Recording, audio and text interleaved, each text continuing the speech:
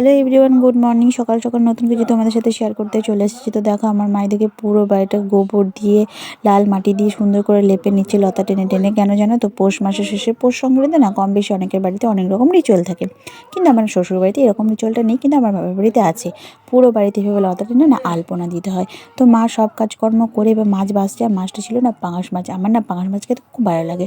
তো এদিকে দেখো, আমি স্নান টান করে চলে এসেছি একেবারে আলপনা দিতে। তো আলপনার মাটিটা ভিজানো ছিল, তো সেটাকে আমি মোটা করে গুলে নিচ্ছি। মোটা করে গুলে নিলে না বেশ ভালো লাগে দেখতে। তো বাড়িতে আবার লক্ষ্মী পুজো আছে, তো ঠাকুমা তার জন্য লক্ষ্মী পুজোর আয়োজন করছে। তো সবশেষে না আমি পিঠে নিয়ে এখন বেশি পিঠে বানাবো বলে। পিঠে বানানো হয়ে গেছে, এখন আমি তোমাদের সাথে আলপনাটা শেয়ার করতে এসেছি। তোমরা তো ভিডিওতে খেয়াল করবে, দূরের কাজটা অন্যরকম আলপনা দেওয়া ছিল, হঠাৎ করে চেঞ্জ হয়ে গেল কেন? তো ওই আলপনার ওপর দিয়ে গাড়ি চলে গেছিলো, তো আবার নতুন করে মাকে লেপা করিয়েছি, তারপরে আমি আবার নতুন করে আলপনা দিয়েছি। তো দেখো, আমার মাম্মাম ঘুমিয়েছে বলে আমি কিন্তু এভাবে পুরো বাড়িটা আলপনা দিতে পেরেছি। তো বাড়িটা কিন্তু অসাধারণ লাগছে। তোমাদের কেমন লাগছে সেটা অবশ্যই কমেন্ট করে দিও।